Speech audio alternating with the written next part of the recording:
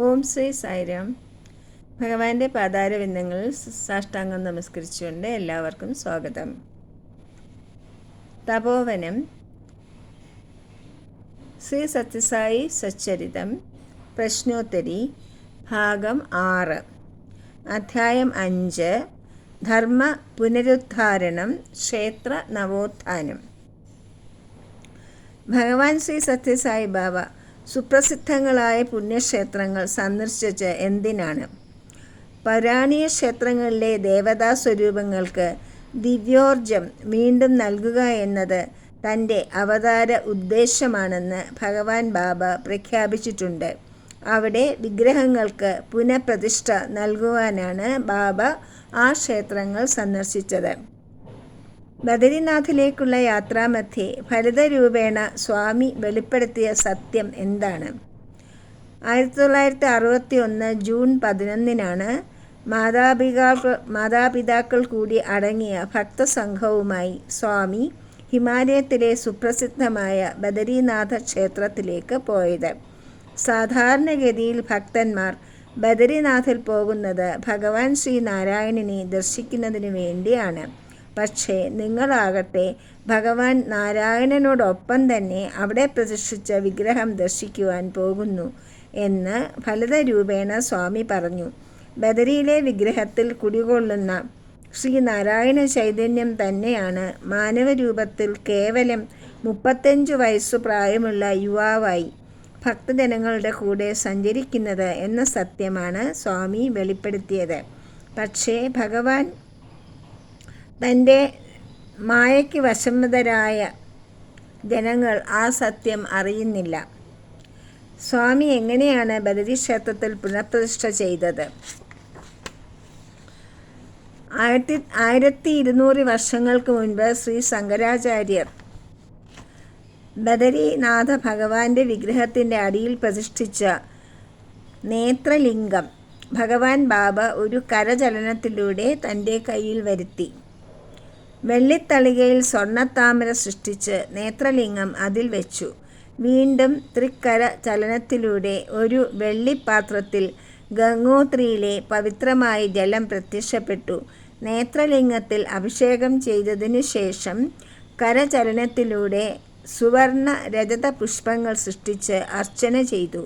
ഈ സമയത്ത് അവിടുത്തെ പൂജാരി മഹാദേവന് തുമ്പപ്പൂ വലിയ ഇഷ്ടമാണെന്ന് പറഞ്ഞപ്പോൾ ഭഗവാൻ തുമ്പപ്പൂവിൻ്റെ ഒരു കൂമ്പാരം സൃഷ്ടിച്ച് അർച്ചന ചെയ്തു. തൻ്റെ ദിവ്യശക്തിയിലൂടെ നേത്രലിംഗത്തിന് വീണ്ടും ചൈതന്യം പകർന്ന ശേഷം അത് അജ്ഞാതമായ പഴയ സ്ഥാനത്ത് ബദരീനാഥ വിഗ്രഹത്തിൻ്റെ അടിയിൽ പുനഃസ്ഥാപിച്ചു. വാരാണസിയിൽ ചൈതന്യം വർദ്ധിപ്പിച്ചത് എങ്ങനെ? 1961 ഏപ്രിൽ 2 മാതാപിതാക്കളടങ്ങിയ ഭക്തസംഘത്തോടൊപ്പം സ്വാമി വാരാണസിയിൽ എത്തി. വിശ്വേശ്വരലിംഗത്തിൽ കൈലാസ വിഭൂതി സൃഷ്ടിച്ച് ത്രിപുരണ്ഡ്രം വരച്ചതിന് ശേഷം ചന്ദനച്ചാറുണ്ടാക്കി അത് ഭസ്മക്കുറിയുടെ മധ്യേ വൃത്താകൃതിയിലുള്ള പൊട്ടായി തൊടുവിച്ചു. വജ്രമാണിക്യ പതക്കം, മരതകം തുടങ്ങിയ മുത്തുകളാൽ നിർമ്മിക്കപ്പെട്ട 3 വരകളുള്ള ഒരു സ്വർണ്ണാഭരണം സൃഷ്ടിച്ച് അത് ചന്ദനത്തിനു മധ്യത്തിൽ പതിപ്പിച്ചു. കാശി വിശ്വേശ്വരൻ്റെ തേജസ് ഇപ്രകാരം വർദ്ധിപ്പിച്ചു. ഗുജറാത്തിലെ സോമനാഥ ക്ഷേത്രത്തിൻ്റെ പ്രത്യേകതകൾ എന്തെല്ലാം? ഭഗവാൻ ബാബ വരുത്തിയ ജ്യോതിർലിംഗം കൊണ്ട് എന്ത് ചെയ്തു? മുഹമ്മദ് ഗസ്നി പലവട്ടം ആക്രമിച്ച് കൊള്ളയടിച്ച ക്ഷേത്രമാണ് സോമനാഥ ക്ഷേത്രം. അയാൾ അവിടുത്തെ ശിവലിംഗ പ്രതിഷ്ഠ പിഴുതുമാറ്റി അതിനടിയിലുണ്ടായിരുന്ന അമൂല്യമായ രത്നങ്ങളെല്ലാം കവർന്നു. പുരോഹിതന്മാർ പഴയ ലിംഗത്തിനു പകരം പുതുതായി സ്ഥാപിച്ച് ആരാധന തുടങ്ങി. ജാംനഗർ മഹാരാജാവ് ദിഗ്വിജയ സിംഗ് ക്ഷേത്രത്തിൻ്റെ പഴയ പ്രതാപം വീണ്ടെടുക്കുന്നതിൽ ബദ്ധശ്രദ്ധനായി. അദ്ദേഹം ക്ഷേത്രത്തിൽ പണിത അതിമനോഹരമായ ഗോപുരത്തിന് ദിഗ്വിജയ ഗോപുരം എന്ന് പേരിട്ട് ഭഗവാൻ അത് ഉദ്ഘാടനം ചെയ്തു. ജാംനഗറിലെ രാജമാതാവിൻ്റെ ക്ഷണപ്രകാരം സ്വാമി വീണ്ടും സോമനാഥ ക്ഷേത്രം സന്ദർശിച്ചു. സോമ എന്നാൽ സ പ്ലസ് ഉമ, അതായത് ഉമാസഹിതനായ ശിവൻ എന്നാണ് അർത്ഥം. ബാബ ശ്രീകോവിലിനുള്ളിൽ പ്രവേശിച്ച് 4 അടി ഉയരമുള്ള ശിവലിംഗത്തിൽ സൃഷ്ടിച്ചെടുത്ത സുവർണ ബില്വദളങ്ങളാൽ അർച്ചന ചെയ്തു. ആ ദൃശ്യഗോചരമായ ലിംഗത്തിന് അടിയിലുണ്ടായിരുന്ന ജ്യോതിർലിംഗം തൻ്റെ ഇച്ഛാശക്തി കൊണ്ട് ബാബ തൻ്റെ കയ്യിൽ വരുത്തി. മിന്നൽ പോലെ വെട്ടിത്തിളങ്ങുന്ന ആ ജ്യോതിർലിംഗത്തിന് നവമായ ചൈതന്യം പകർന്ന ശേഷം ആ ലിംഗത്തെ പൊതുജനങ്ങൾക്ക് കാണുവാനും ആരാധിക്കുവാനും പറ്റിയ രീതിയിൽ പ്രതിഷ്ഠിച്ചു. ഇന്നു മുതൽ ഈ ദേവാലയം സമസ്ത ആക്രമണങ്ങളിൽ നിന്നും വിമുക്തമാണ്. ഇനിമേൽ ഒരു കവർച്ചക്കാരൻ്റെയും അശുദ്ധ സ്പർശം ഇവിടെ ഉണ്ടാവുകയില്ല എന്ന് സ്വാമി പ്രഖ്യാപിച്ചു. ദ്വാരകയിൽ ബാബ ചെയ്ത അത്ഭുതകരമായ ചമത്കാരം എന്താണ്? ശ്രീകൃഷ്ണൻ്റെ ലീലാകേന്ദ്രമായിരുന്നു ദ്വാരക. സായി കൃഷ്ണ മഹാപ്രഭു അവിടെ തടിച്ചുകൂടിയ ആയിരങ്ങൾക്ക് ദർശനം നൽകി. അതിനുശേഷം സ്വാമി തൻ്റെ ഭക്തസംഘത്തിൻ്റെ ഒപ്പം കടൽ തീരത്തേക്ക് പോയി. അവിടെ ഭക്തന്മാരുടെ മധ്യത്തിൽ അവിടുന്ന് ഉപവിഷ്ടനായി. അതിനുശേഷം തൻ്റെ മുന്നിൽ ഒരു മണൽ കൂമ്പാരം കൂട്ടി.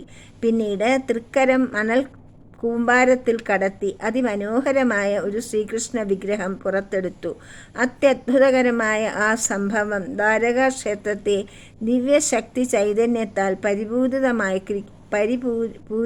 ആക്കിയിരിക്കുന്നു എന്ന് ഭഗവാൻ ബാബ പ്രഖ്യാപിച്ചു. ആന്ധ്രാപ്രദേശിലെ ഏത് സുപ്രസിദ്ധ ക്ഷേത്രമാണ് ശ്രീ സത്യസായി ബാബയുടെ തൃക്കര സ്പർശം കൊണ്ട് ചൈതന്യവത്തായത്? ആന്ധ്രാപ്രദേശിലെ ശ്രീശൈലത്തുള്ള പ്രസിദ്ധമായ മല്ലികാർജുന ശിവക്ഷേത്രത്തിൽ 1963 ജാനുവരി 5 ശ്രീ സത്യസായി ബാബ എത്തി. ശ്രീകോവിലിനുള്ളിൽ പ്രവേശിച്ച് സുവർണ ബില്വദളങ്ങളും സുവർണ തുമ്പപ്പൂക്കളും മല്ലികാർജുന വിഗ്രഹത്തിൽ ചൊരിഞ്ഞു. മല്ലിക എന്നാൽ മുല്ലപ്പൂവ്, അർജുന എന്നാൽ പരിശുദ്ധം എന്നാണ് അർത്ഥം.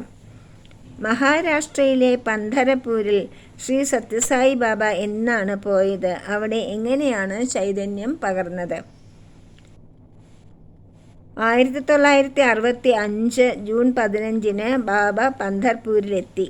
ഈ ക്ഷേത്രത്തിൽ ശ്രീകൃഷ്ണ ഭഗവാനെ പാണ്ഡുരംഗ വിഠൽ ആയി ആരാധിക്കുന്നു. ബാബ ശ്രീകോവിലിൽ പ്രവേശിച്ചു. പാണ്ഡുരംഗനെയും പത്നി രുക്മിണി ദേവിയെയും ദർശിച്ചു. അതിനുശേഷം വിശിഷ്ടമായ പാൽ സ്ഫടികം കൊണ്ടുള്ള ഒരു നെക്ലസ് സൃഷ്ടിച്ച് രുക്മിണി ദേവിയെ അണിയിച്ചു. അങ്ങനെ അവിടെയുള്ള ദിവ്യ വിഗ്രഹങ്ങളിൽ വീണ്ടും ചൈതന്യം പകർന്നു. തൻ്റെ അവതാര ദൗത്യമായ വേദധർമ്മ പുനരുദ്ധാരണത്തിനു വേണ്ടി ബാബ എന്താണ് ചെയ്തതെന്ന് വ്യക്തമാക്കുക.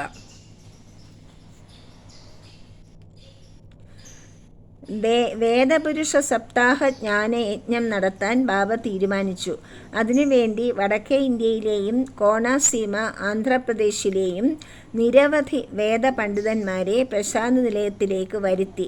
1961 ഒക്ടോബറിൽ ദസറ ആഘോഷങ്ങളുടെ ഒപ്പം 7 ദിവസം നീണ്ടു നിൽക്കുന്ന യജ്ഞത്തിന് തുടക്കമിട്ടു.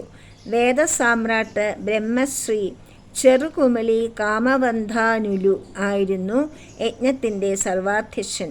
വേദപുരുഷൻ യജ്ഞദേവത ബാബ തന്നെ ആയിരുന്നു. വേദം, വേദാന്ത വിഷയങ്ങൾ, മറ്റ് ആധ്യാത്മിക വിഷയങ്ങൾ എന്നിവയെക്കുറിച്ച് സെമിനാറുകൾ നടന്നു. വേദവിശാരദന്മാരായ മഹാപണ്ഡിതന്മാരാണ് ഈ മഹത്തായ ചടങ്ങിൽ പങ്കെടുത്തത്.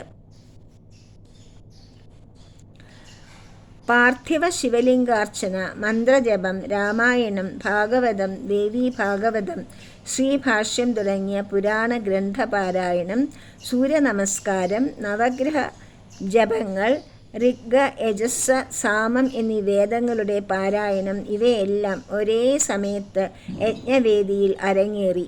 7 ദിവസം വേദമന്ത്രോച്ചാരണത്തിൻ്റെയും പുരാണ ഗ്രന്ഥ പാരായണത്തിൻ്റെയും ധ്വനി കൊണ്ട് പുട്ടപ്പർത്തിയിലെ അന്തരീക്ഷം മുഖരിതമായി.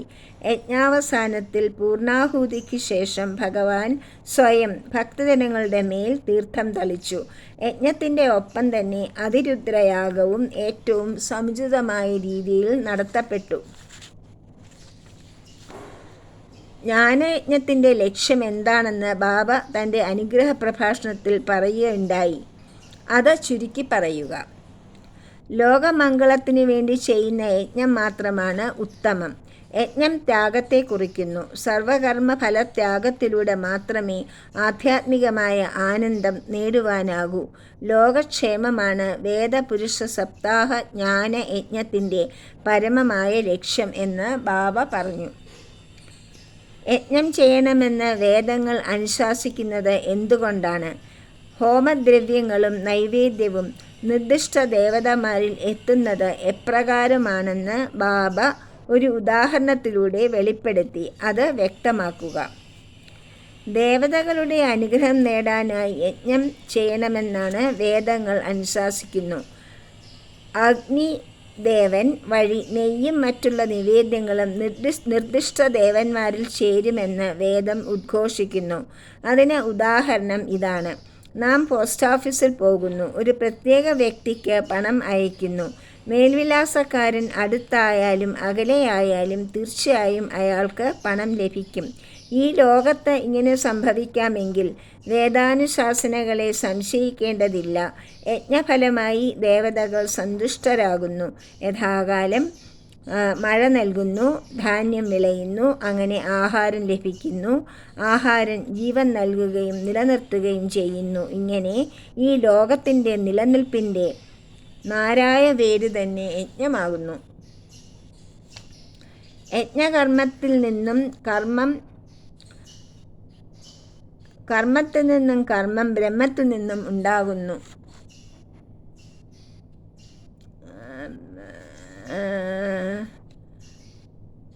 ബ്രഹ്മം അക്ഷരപുരുഷൻ്റെ രൂപമാകുന്നു. ആ അക്ഷരത്തിൻ്റെ രൂപമാണ് ഓം അഥവാ പ്രണവം. വേദങ്ങളുടെ മൂലവും പ്രണവം തന്നെ.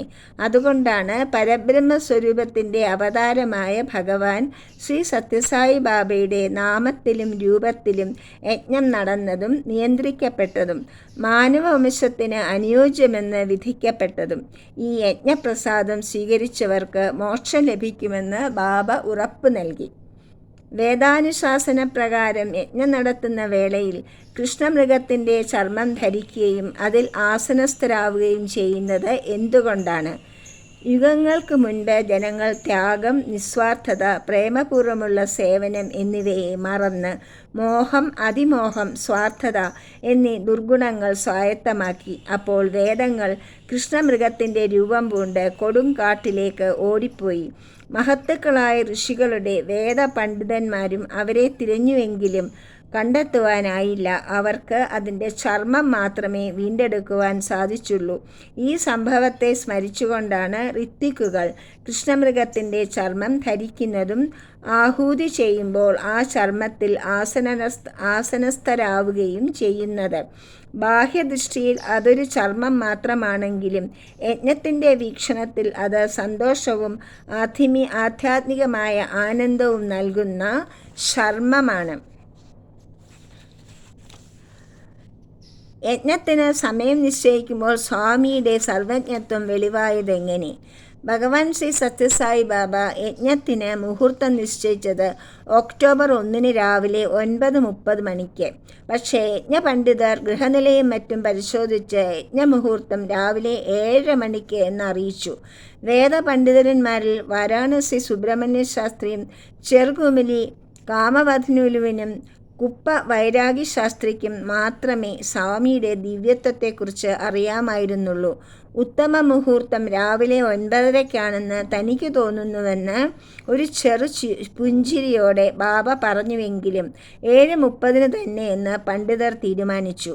യജ്ഞദിവസം 7 മണിക്ക് ചിത്രാവതിയിൽ സ്നാനം ചെയ്ത് സ്വാമി നൽകിയ പുതുവസ്ത്രം ധരിച്ച് വെള്ളിപ്പാത്രങ്ങളിൽ പുണ്യജലം നിറച്ച് പണ്ഡിതർ യജ്ഞവേദിയിലേക്ക് യാത്ര തിരിച്ചു. ആ നിമിഷം കാർമേഘങ്ങൾ ഉരുണ്ടുകൂടി ഇടിമിന്നലോടുകൂടി കനത്ത മഴ പെയ്യുവാൻ തുടങ്ങി. നിറഞ്ഞു കവിഞ്ഞൊഴുകുന്ന ചിത്രാവതി തീരത്ത് പെട്ടുപോയ പണ്ഡിതർ നിസ്സഹായരായി.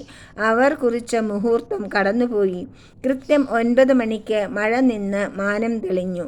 ഭഗവാൻ നിശ്ചയിച്ച മുഹൂർത്തത്തിൽ വേദമന്ത്രം ജപിക്കുന്ന ഋത്തുക്കളുടെ അകമ്പടിയോടുകൂടി യജ്ഞശാലയിൽ പ്രവേശിക്കുന്നു. കൃത്യം 9:30 മണിക്ക് ഒരാഴ്ച നീണ്ടു നിൽക്കുന്ന യജ്ഞത്തിന് തുടക്കം കുറിച്ചു. ഈ സംഭവത്തോടെ എല്ലാവർക്കും സ്വാമിയുടെ സർവജ്ഞത ബോധ്യമായി. കൃത്യസമയത്ത് യജ്ഞത്തിന് അനുയോജ്യമായ കലശം സ്വാമി നൽകിയതെങ്ങനെ? യജ്ഞത്തിന് 2 ദിവസം മുമ്പ് തന്നെ ബ്രഹ്മശ്രീ ശിവരാമ ബൈരാഗി ശാസ്ത്രികളോട് യജ്ഞത്തിനാവശ്യമായ എല്ലാ സാമഗ്രികളുടെയും ലിസ്റ്റ് സ്വാമി ആവശ്യപ്പെട്ടു. അതിൻ പ്രകാരം അദ്ദേഹം വളരെ ശ്രദ്ധയോടെ എഴുതിയ ലിസ്റ്റ് സ്വാമിക്ക് നൽകി. എല്ലാ സാമഗ്രികളും ഒരുങ്ങി. പക്ഷേ സ്വാമി യജ്ഞശാലയിലേക്ക് പുറപ്പെടുന്നതിന് 5 നിമിഷം മുൻപ് യജ്ഞത്തിന് മുഖ്യമായും ആവശ്യമായ കലശം എഴുതാൻ വിട്ടുപോയ കാര്യം ശാസ്ത്രി മനസ്സിലാക്കി. തൻ്റെ അശ്രദ്ധയുടെ ഉത്തരവാദിത്തം ഏറ്റെടുത്തുകൊണ്ട് അദ്ദേഹം സ്വാമിയോട് വിവരം പറഞ്ഞു. ഇനി 5 നിമിഷമേയുള്ളൂ എന്ന് പറഞ്ഞ് സ്വാമി മുറിക്കകത്തേക്ക് കയറിപ്പോയി. 3 മിനിറ്റിനകം പുറത്തു വന്നു. സ്വാമിയുടെ കൈവശം അതിവിശിഷ്ടമായ ശില്പചാതുരിയുള്ള ഒരു വെള്ളിക്കലശം ഉണ്ടായിരുന്നു. അതിൽ ധാരാളം ദേവതാരൂപങ്ങളും ആലേഖനം ചെയ്തിരുന്നു. അതിന് സാംബ എന്ന ഹിന്ദിയിൽ രേഖപ്പെടുത്തിയിരുന്നു. ആശ്ചര്യചകിതനായി നിൽക്കുന്ന ശാസ്ത്രികളോട് സ്വാമി പറഞ്ഞു, ഞാൻ ഷിർഡിയിൽ അവതരിച്ചപ്പോൾ ഈ കലശം ചിഞ്ചോലി രാജാവിൻ്റെ കൊട്ടാരത്തിൽ സൂക്ഷിച്ചിരുന്നു. ഈ സമയം വരെ അത് പഴയ സാധനങ്ങൾ നിറച്ച മുറിയിൽ കിടക്കുകയായിരുന്നു. അവിടെ ചെന്ന് അതെടുത്തുകൊണ്ട് വരാനാണ് ഇത്രയും സമയമെടുത്തത്. വെറും 3 നിമിഷമാണ് സ്വാമി എടുത്തത്. സ്വാമിയുടെ സർവ്വവ്യാപിത്വവും ഈ സംഭവത്തിലൂടെ വെളിപ്പെടുന്നു. ആയുധപൂജയുടെ ശരിയായ അർത്ഥവും പ്രാധാന്യവും എന്താണെന്നാണ് സ്വാമി വെളിപ്പെടുത്തിയത്. വിജയദശമി നാളിൽ യുദ്ധോപകരണങ്ങളും പൂജിക്കാറുണ്ട്. മാനവ പ്രകൃതത്തെ ആവരണം ചെയ്ത് ആധ്യാത്മിക പുരോഗതിക്ക് വിഘാതമായി നിൽക്കുന്ന കാമക്രോധ ലോഭ മോഹ മത മാത്സര്യങ്ങൾ എന്ന 6 ദുർഗുണങ്ങളെയാണ് ഈശ്വരന് മുമ്പിൽ സമർപ്പിച്ച് പൂജിക്കേണ്ടത്. ഈ ദുർഗുണങ്ങളെ ഈശ്വരനിലേക്ക് തിരിച്ചുവിടുകയാണ് ഈ ആരാധനയുടെ ക്രമം. അപ്പോൾ ദുർഗുണങ്ങൾ മാറി സൽഗുണങ്ങൾ പ്രകാശിക്കും. ഈശ്വര ദർശനത്തിനും ഈശ്വരാനുഗ്രഹത്തിനും വേണ്ടിയാകട്ടെ കാമം അഥവാ ആഗ്രഹം. ഈശ്വരൻ എന്നിൽ കൃപ ചൊരിയാത്തത് എന്തുകൊണ്ട് എന്ന് വിചാരിച്ച് ക്രോധം ഈശ്വരന് നേരെ ആകട്ടെ. അപ്പോൾ കോപം ഈശ്വരപ്രീതി നേടുവാനുള്ള ദൃഢനിശ്ചയമായി പരിവർത്തനപ്പെടും. ആഗ്രഹിച്ചത് നേടുവാനുള്ള കടുത്ത ആഗ്രഹമാണ് ലോഭം. ഈശ്വരനെ സ്വന്തമാക്കാനായി തീവ്രമായി ആഗ്രഹിക്കുമ്പോൾ മനസ്സ് ഈശ്വരന് വേണ്ടി തീവ്രമായി വ്യാകുലപ്പെടുന്നു. മോഹമെന്നാൽ വിവേചനശക്തിയുടെ അഭാവമാണ്. ഇത് ഈശ്വരനിലേക്ക് തിരിക്കുമ്പോൾ ഈശ്വരന് വേണ്ടി മാത്രമുള്ള തീവ്രമായ ഭക്തിയായി പരിണമിക്കും. അജ്ഞാനത്തോടുകൂടിയ അഹങ്കാരമാണ് മതം. ഞാനെന്ന ഭാവം മാറി എനിക്ക് ഈശ്വരൻ തുണയുള്ളതിനാൽ ഭയലേശമില്ല. മതം ഈശ്വരവിശ്വാസവും ഭക്തിയുമായി മാറുന്നു. മാത്സര്യമെന്നാൽ അസൂയ. ഈ വികാരം ഈശ്വരന് വേണ്ടിയുള്ള തീവ്രമായ ആഗ്രഹമായി മാറ്റപ്പെടണം.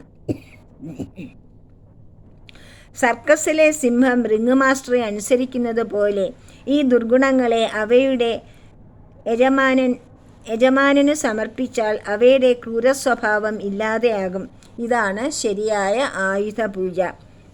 യജ്ഞകുണ്ഡത്തിൽ നിന്നും സമർപ്പിക്കപ്പെടണമെന്ന് സ്വാമി യജ്ഞകുണ്ഡത്തിൽ എന്ത് സമർപ്പിക്കണമെന്നാണ് സ്വാമി ഉപദേശിക്കുന്നത്. യജ്ഞകുണ്ഡത്തിൽ സത്വം, രജസ്, തമസ് എന്നീ ഗുണങ്ങൾ സമർപ്പിക്കണം. ഈ ഗുണങ്ങളെ മറികടന്നു വേണം കേവല അദ്വൈതത്തിൽ വിലയിക്കുവാൻ.